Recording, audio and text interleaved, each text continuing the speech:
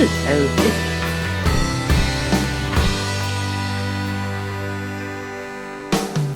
Hello, this is Liz. Welcome to my little urban homestead. So I think I'm going to make medlar jelly, but I'm not sure the amount of pectin that's going to be in the fruit itself. So I think first of all I'm going to make some pectin, because from the apples and pears I did make a batch of about 4 litres of apple cider vinegar, and the rest of the peelings I put in the freezer. So I think I'm going to get them out and make some pectin.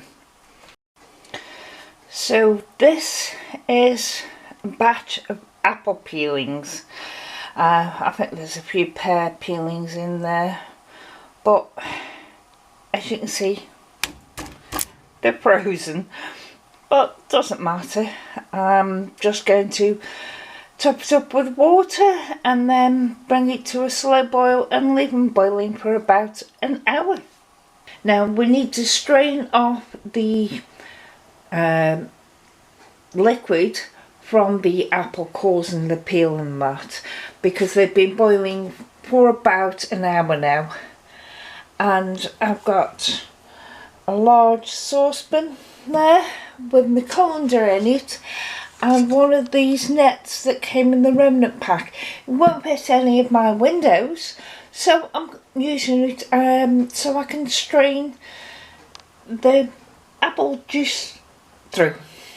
The apple peelings are now in a contraption, sorry about the barking, contraption I rig up around the handles of my cabinet so that it can drip into the saucepan.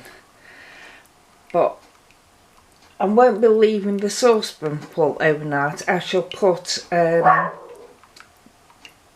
measuring jug or a bowl under there and put all this pectin in the fridge for overnight. So I'm going to let it slowly drip. You don't want to squeeze and force it through, because that will make your pectin go cloudy, and I don't want cloudy pectin. Next day, and this is the liquid pectin.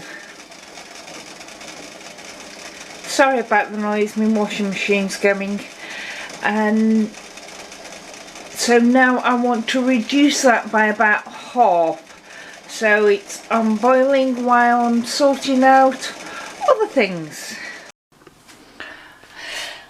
I have a total of 5 jars, half-pint jars of the liquid pectin in here. I filled it up within about ½ an inch headspace, and I'm just going to give them 10 minutes in a water bath to process. This week's canning then: 5 jars of liquid pectin and 4 jars of medlar jam. Not sure till the morning if I've got 100% seal, which I normally seem to have just lately, and I'm not sure until I look at them and move them around how they've set. Thank you. Bye.